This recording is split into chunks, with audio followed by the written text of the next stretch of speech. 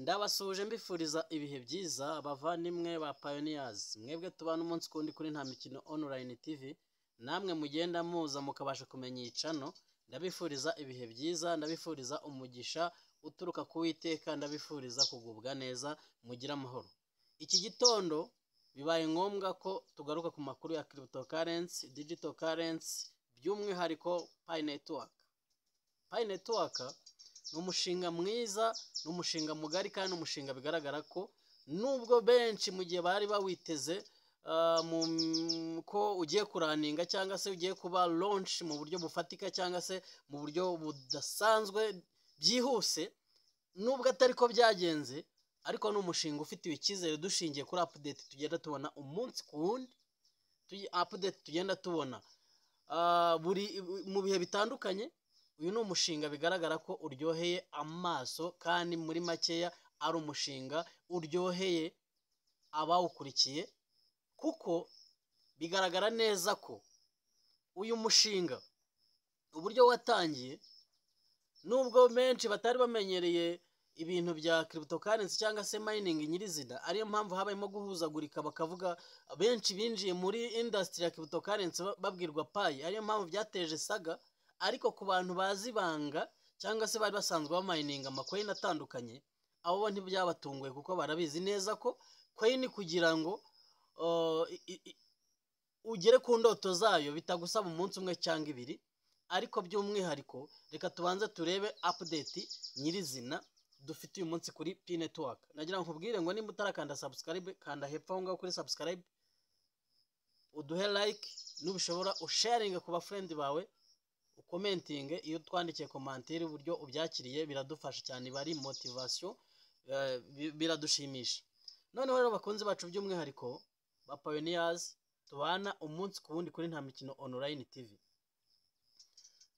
Uyu munsi ngarutse ku makuru ya Pi Network. Murabizi ko kuva ku itariki 20 z'ukwezi kwa kabiri hafunguye icyo bise Open Network.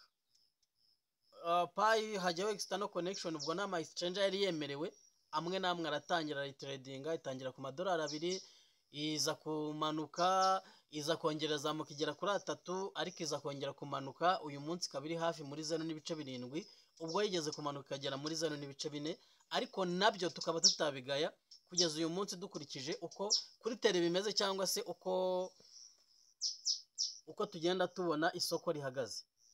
Ariko noneho bavandimwe turebye neza uyu mushinga nuko nubwo uyu munsi inyenyeri yoboye ifaranga rya cryptocurrency cyangwa se ifaranga ry'ikoranabuhanga ari Bitcoin, ibi ntibyigeze biyibaho. Mwibuke neza ko Bitcoin yatangiye ijya ku isoko kuri 0.004 by'idolari, yari iri mu mazeru, ariko Pi ntiyigeze igera mu mazeru. Ibyo tubizirikaneho. Kandi uyu munsi iracyari free mining, uracyamining ukazibona, haba bitewe na team ufite cyangwa bitewe n'uko ukora. Ushobora no kubona Pi imwe ku munsi bitewe na team wubatse, utitaye ngo harimo amariwadi harimo iki n'iki, ariko icy'ingenzi ni umutungo uba winjiza, kuko isaha n'isaha tutitaye ku gihe ziba ari izawe, igihe zizagira muri wallet ubuzazirya tutitaye ngo uyu munsi cyangwa n'ejo, upfa kuba ubona zageze kuri total balance yawe. Bikaba ari ibintu byiza rero kubona coin kiri ku miningwa, ariko uyu munsi ku isoko umuntu uzifite zageze muri wallet atabura ibirayi cyangwa se atabura ayo kwishyura ubukode cyangwa se atabura ayo kemuza ibibazo by'ibanze. Ni ifaranga rigaragara neza ko ari ifaranga ridasanzwe, nubwo benshi bizejwe ibitangaza batigiye kujya ku isoko ku gaciro ka GCV 314,159 y'idolari. Benshi uwo mujyo niko wari umeze, niko ibintu byari bimeze, niko byari bihagaze. Ariko se ukibaza ngo Pi Network niba koko uyu munsi tukiri mining ariko ari amafaranga uvuga ngo nimba mfite wenda Pi 100 cyangwa 200 nshobora kugura umuceri, nkagura ibirayi, nkagura mu gihe ushaka kuzijyana muri exchange, ariko kandi none iki mining ukibona ku buntu. Mukibaza ngo mu minsi mike dutegereje cyangwa mu gihe gito ubwo mining irabirangiye agaciro ka Pi mwurumva kazaba arakaye. Ko hari igihe abantu birengagiza wenda tukaba twakondana Nicolas ko ati mu bimeze biti. Nagira ngo mbabwire ngo umunyamahirwe wese, umunyamugisha w'ejo hazaza ni umuntu ufite Pi network cyangwa se uri kumininga Pi network, kuko benshi bagiye baregereta bareba uburyo Bitcoin yagiye izamuka. Njye namenye Bitcoin imaze kugera ku gaciro k'ibihumbi 3 by'idolari. Iyo njya kwimenya ikiri mu idolari rimwe cyangwa abiri nanjye mba naraguze, ariko icyo gihe byari bimaze kundenga kuko nari umushomeri icyo gihe. Amemuta nta mafaranga nari mfite yo kuvuga ngo najya kugura Bitcoin yose. N'uduce nagiye nkorera kubera kutabyitaho muri icyo gihe. Hari amataska umuntu yajyaga online agakora akagenda abona uduce tw'ama Bitcoin, naje kwibagirwa password, meme account barayifunga. So ibyo rero ni amateka aranga abapayoniya bagiye babasha kumenya industry ya business online cyangwa se crypto nyirizina cyangwa mining aho zagiye zizira. Uyu munsi ku mininga Pi biracyari ubuntu, uracyazibona ku buntu, ariko total supply tubona Pi network ifite nuko igihe gisigaye ari gitoya, iminsi ishobora kubarirwa, ishobora kubarwa. Reka no kubara ko ishobora kubarirwa ku ntoki, ariko ishobora kubarwa, ntago ari igihe kirekire. Tumaze imyaka 6 tumininga. Hari abamaze umwe, hari abamaze 2, hari abamaze 3, hari abamaze 4, ariko umushinga wa Pi network umaze imyaka 6 irengaho amezi miningwa. Uyu munsi projet zose zubatswe, systeme yubatswe, umushinga uburyo umeze, uwo ari we wese ureba kure yavuga ati ni nayo mpamvu nubwo zikiminingwa hari abiyangaje kuzigura, kandi abazigura nabo baramininga, baracyari muri free mining, ariko bakavuga ngo reka twongere store zacu. Uko bamwe bazisohora abandi nabo bazigura. Bishatse kuvuga ngo uyu munsi kubera Pi kiminingwa ku buntu, nta bazigura, abantu bajya bashyira ku isoko, ariko abakiriya bakaba bakeya.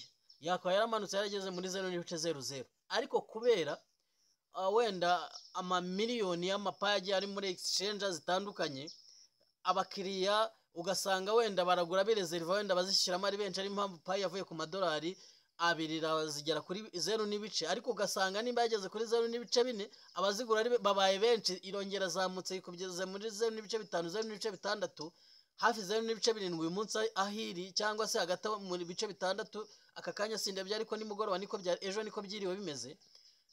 Ukibaza ngo ibyo ari byo byose isoko rya Pi niyo byaba kuri exchange dukurikije ko ari umushinga ukiminingwa, ntago ari isoko ritoya.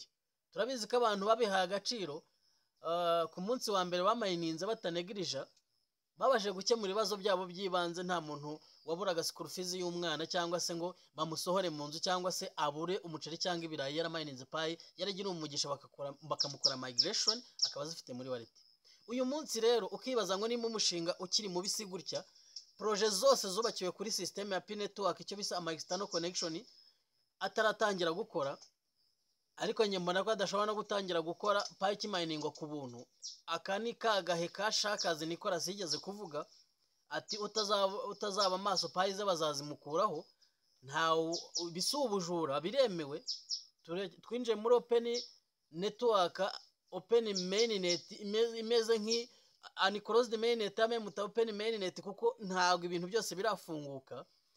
Ariko noneho iyi periode turimo ni periode imeze nko kugira ngo Pi za abantu bazifite bumva ko bazigabanye, cyangwa se nyirizina bikenure mu rwego rwabo, nimba bumva bakenurwa na Pi mu buryo buciriritse. Ariko noneho nyirizina agaciro ka Pi uyu munsi dukurikiye imishinga yubatse, aya ma application 100 ataratangira gukora, tukareba mu makampani 2300. Ubwo iyo bavuze n'amasosiyete Mutanari yakora ibintu bitandukanye, ibigo by'inganda, ibigo by'imari, ibigo bitandukanye by'ikoranabuhanga, ryaba rya online cyangwa se amasoko ya online n'ibindi byose, aya makampani 2300 n'amasosiyete ataratangira gukora, kandi yose yaramaze kuba registered muri systeme ya blockchain ya Pi network, cyangwa se muri Quatim baramaze kuyashyira ku murongo. Tukareba uyu munsi ama application yahatanye muri hackathon, ba nyirayo bakashora imitungo yabo bakubaka sisiteme bagashaka aba developers bakarishye bakaza umutekano wa Pi network. Iyi mishinga yose ikaba itaratangira gukora, umunyabwenge n'umuhanga ari kureba Pi neza akavuga ati aha niho hazaza hanjye, kuko ikintu cyose utigeze wigezaho, ikintu cyose utabashije gukora, ikintu cyose ubona kitari kuzashoboka, niba umayininga Pi network kizashoboka. Ariko ku muntu wihanganye, ku muntu udacika intege, ku muntu uzi neza ko ikintu cyose cy'agaciro gifata igihe kugira ngo kigereho. Uyu munsi update tumaze iminsi dufite cyangwa se igikomeje, mu gihe hatangiye kwa team yatangiye, mwabonye update yagiye muri telefone ku umusibejo iyo ko bamaze application ya mbere ya Pi Ads bamaze kugaragaza ko yatangiye gukora. Nandi buriya tuzajya kugera kuri Pi today 28 z'ukwa gatandatu, ibyo byose hari impinduka. Ariko noneho twibukiranye ko mu buryo bwo gukaza umutekano wa Pi, iki kintu cya two factor authentication hari benshi cyamaze kugonga kuko batakibasha kwinjira mu wallet yabo. Hari abari bakoreye migration babigize ikiriro kapa barindiriye igihe babasubiza muri tentative kubera iki cya authentication. Noneho hari abari wenda bandi bagendaga bafite amawallet yabo bakoreraho biba Pi bagira bate, uyu munsi ntibakibifite ubushobozi kubera iki kintu cya authentication. Bavandimwe, umuntu wese uri kunegrija Pi, umuntu wese utari kureba kure ngo amenye projet ya Pi network imbaraga ifite cyangwa se agaciro ifite, akayikerensa uko ashaka, afite ibibazo nge mbaye mbibabwiye. Gusa by'umwihariko nagira ngo mbabwire ngo keep mining. Uyu munsi ntabwo imishinga Pi network ibintu kwa timu yubatse cyane Dr. Nicolas n'umugore Fanny, nta kintu na kimwe kirafailinga. Projet yose iri ku murongo, ahubwo ikibazo twa dufite ni iki gihe. Benshi baravuga ngo Pi irajya ku isoko iri kuri GCV, ariko se byashoboka bite ko yatangira ikajya ku isoko kuri GCV kandi kiri free mining, keretse mining ijya kuba yarangiye. Ariko mu gihe Pi kiboneka ku buntu, n'uyu munsi kuba ushobora kuvuga ngo mfite Pi 100 wenda ndabona $70 cyangwa 60, cyangwa se mfite Pi 200 ndabona $100 ya naya, ni ibintu bidasanzwe by'ibitangaza. Mu gihe coin kiminingwa ubundi ntijya ku isoko, ariko Pi kubera imbaraga ifite n'ibintu bayubakiyeho na systeme bayubakiyeho, turabizi ko tumaze iminsi tubona ko ibyo ari byo byose.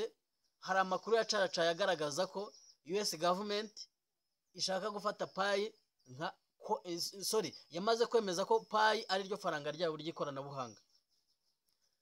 Ni amakuru y'ibanga ariko yasohotse, benshi bemera cyangwa batemera, ariko ibyo ngibyo birashoboka ku kigero byibuze kiri hejuru ya 70%, kuko dushingiye kuri systeme ya Pi network cyangwa ibintu bari kuyubakira, tukareba imbaraga ifite nuko ari ryo faranga. Uko byagenda kose Trump ari target ko rigomba kuba ifaranga rigomba kuzahura ubukungu bwa Amerika, cyangwa se bakaryubakiraho ikoranabuhanga rikaba ifaranga ryabo ry'ikoranabuhanga ku buryo rizabasha kubalansinga andi mafaranga yose. Mwibuke ko n'umushinga wa CBDC kuri buri gihugu, uyu mushinga wari ugiye gutangira, ariko abanyamerika babona igihe cyabo ntikiragira, bamera nk'abawuhagaritse. Uyu munsi rero bavandimwe aba pioneers, nagira ngo nkubwire ngo keep mining. Niba umutekano w'amakonti bari kuwukaza, niba uyu munsi imishinga yose ya Pi network, aya application 100 n'amakampani 2300 birenga ataratangira gukora, niba uyu munsi Pi network nk'ifaranga ryubatswe kugira ngo rizagure goods and service, uyu munsi rikiri muri ritaratangira gukora nk'icyo bariteguriye, bavandimwe uyu mushinga ntihagire uwukirenza cyangwa se uwufata uko ashaka. Uyu mushinga urakomeye. Nagira ngo nkubwire ngo nimba uri umupioneers cyangwa se nimba utaramenya Pi network uri gucikwa, ariko nimba ugiri umugisha ko wayimenya umayininga, keep mining. Ejo imbere ni heza, utitaye ko byagufata umwaka umwe, cyakoze ntibizarenza 2 dukurikije ko aho umushinga ugeze bari kuwurangiza ba nyirawo, tugakurikiza ko imyiteguro yawo uko imeze kose. Mpamya neza ko nta kintu uyu munsi wapfa gukora ushoye amaboko gusa, cyangwa se n'igishoro gikeya cya bundles ngo uvuge ngo nzaba ndi miliyoneri cyangwa se nzaba ndi miliyarderi mu myaka 2 ntibishoboka.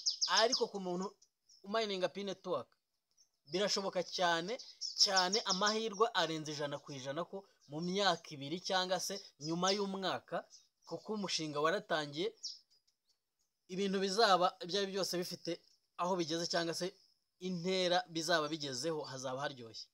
Bavandimwe aba pioneers, nagira ngo nkubwire ngo keep mining, update umunsi ku wundi tuzaba tuzibagezaho. Ariko uyu munsi mfashe uyu mwanya kugira ngo twibukiranye amasoko ntaratangira, ama exchange akomakomeye nka za Binance, nka za Coinbase ntiziratezamo. Bishatse kuvuga ngo umushinga uracyari mubisi. Ntago Binance yanze nayo kulistinga Pi, nta ifaranga rijya mu rindi, nubwo wenda dushobora kuvuga ngo Pi ngo iracyafite agaciro gatoya, ngo iracyagize gute, ariko ugiye kuri Binance usanga hari n'amacoin ari muri 0.000 ariho.